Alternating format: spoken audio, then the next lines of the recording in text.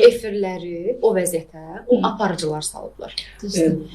Ki, dəvət eləmirlər qızıl, qiymətli, dəyərli müğənnilərimizi. Dəvət eləyirlər dünən çıxmış, deyim, və yaxud da ki, sadəcə bir neçə prosedur vasitəsi ilə özünü əl qata bilmiş hansısa bir xanımları dəvət eləyirlər.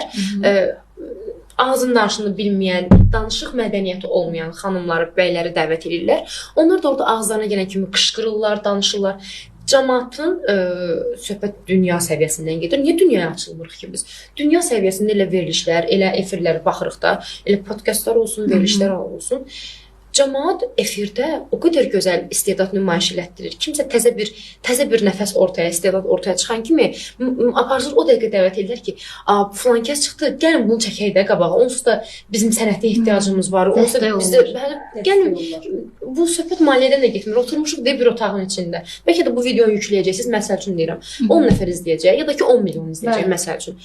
Görürsüz, hər şey şansa, istedadın irəliləyinə baxır. İstedad olan yerdə də həmişə şans var. Həmişə şans var. Bunu kim nə deyir desin. Əgər bir insanın içində istedad varsa və özünə xırda olsa güvənirsə, həmişə orada şans var.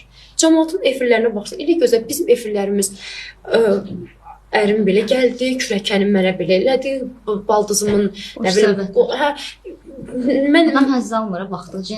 Heç baxmaq istəmirəm televiziyaya. Eyni simalar dəvət edirlər. Axırıncı səfər sizin nə zaman yadınıza gəlir? Məsəl üçün deyirəm, Flora Kərimovanı hər hansı bir efirdə, aktual efirlərin birində görmək.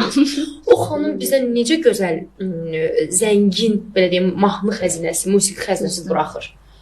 Özünün arxasınca gəlirik biz. Axırıncı səfər o nə vaxt dəvət olunub, mənim yadımda deyil. Məsələn, Brilliant Dadaşova nə vaxt dəvət olunub, yadımda deyil. Söhbət indiki müasir estradadan getmir.